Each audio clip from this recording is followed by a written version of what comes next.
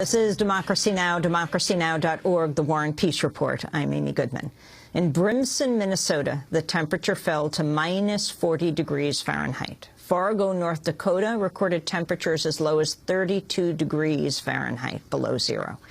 In Illinois, motorists are being urged to stay off the roads for a second day. Schools remain closed in Chicago and other cities. Here in New York, the temperature dropped nearly 50 degrees over a few hours on Monday. Central Park has just hit an all-time low for January 7th at 5 degrees Fahrenheit.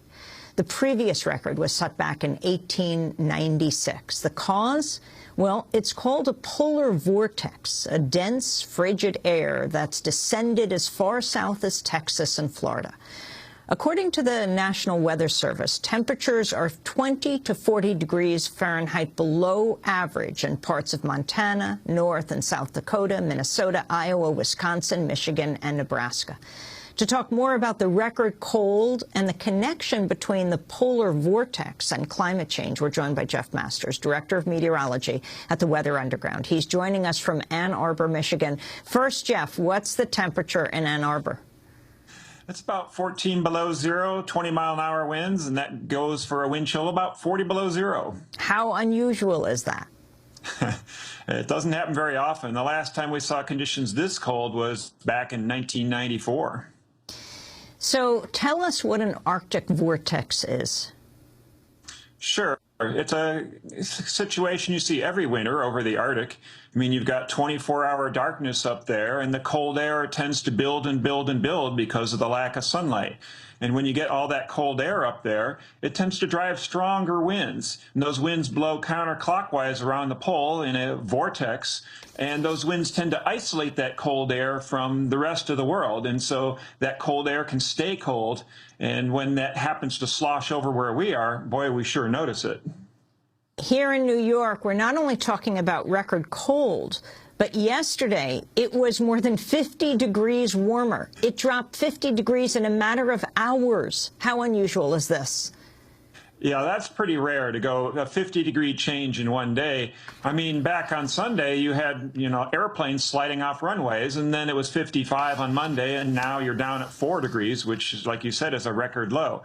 That's some serious weather whiplash. You don't see the things oscillate that extremely very often. Rush Limbaugh, the conservative talk show host, bashed the media for its coverage of the polar vortex, saying reporters are using the recent cold snap to push their global warming, quote, agenda. This is what he had to say. So, ladies and gentlemen, we are having a record-breaking cold snap in many parts of the country, and right on schedule. Right on schedule, the media have to come up with a way to make it sound like it's completely unprecedented, because they've got to find a way to attach this to the global warming agenda. And they have. It's called the polar vortex, the dreaded polar vortex. Do you know what the polar vortex is? Have you ever heard of it? Well, they just created it for this week. And it's, of course, you can't. Actually, there is a piece. I've got a piece in the stack that actually makes the case that all of this frigid, chilling cold is due to global warming. Strange as it may sound, it says. Other wackos are saying it's a great example of climate change, but regardless, the agenda is that we're responsible, we're causing it, we have to pay the price. That was Rush Limbaugh. Jeff Masters, your response.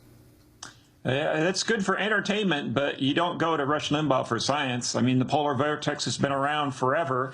It's just the media happened to latch onto it this week. I don't know why, but it sure did kind of snowball. It's been around, I've been talking about the polar vortex for years. It's just funny that it got out in the media the way it did this week. Well, but talk about this, because all over Fox and other places, you have this mocking and the derision. See, global warming can't possibly be related to what's happening. So explain how it can. How can the Earth getting hotter relate to such cold weather? Yeah, this is a 1 in 20-year type of cold weather event, which you expect to see grow less common as the planet heats up. I mean, the planet's heated up about 1.5 degrees Fahrenheit over the last 130 years, and you expect these 1 in 20-year events to maybe occur 1 in 30 years, but they're still going to happen. Okay, now counterbalancing the fact that we would expect to see these events grow less common due to the fact the planet's warming up is, well, maybe if we alter circulation patterns in such a way where the polar vortex now will slip southwards more often, then you could counterbalance that. And there is some evidence over the last few years that the jet stream has been doing something we haven't seen before, or at least not as often. Normally those winds blow straight west to east with a little bit of waviness to it. But now we're seeing more extreme excursions in the jet stream where you get these big bulges, these high pressure ridges on one side, and then low pressure dipping far to the south. Very unusual to see these sort of contortions like we've had in recent years. And there is evidence that possibly Arctic sea ice loss could cause that sort of jet stream behavior. Can you talk about what the drunk jet stream is? Yeah. Well, normally the jet blows, like I said, straight west to east. But when the winds slow down in the jet stream, now they tend to wander around a little more. They're not constrained to flow in this kind of tight, narrow ribbon so much. Now they can do kind of these big meandering loops. And when you reduce the temperature difference between the equator and the poles, you tend to slow down the winds of the jet stream, and you tend to allow this sort of meandering behavior.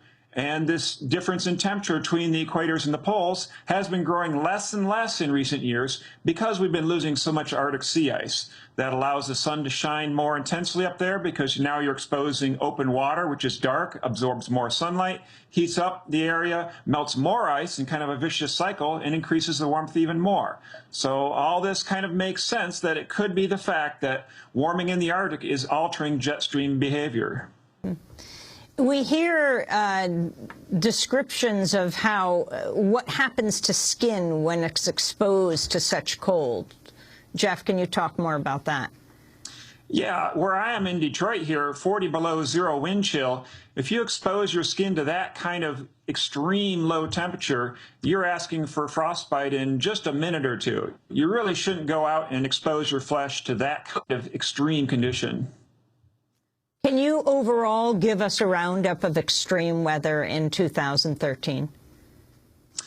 2013, if you talk globally, we had $40 billion weather disasters, which ties the record for the most we've ever seen. Now, the actual dollar losses from those events was near average. We didn't have a single, like Hurricane Sandy or a single drought of 2012, which was a tens of billions of dollars type of loss event.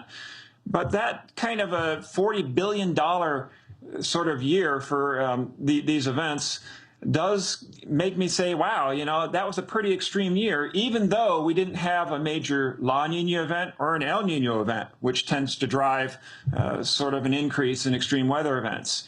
So you know, it's hard to quantify extreme weather. We don't have very good ways to do it. We don't have data that goes back in time long enough.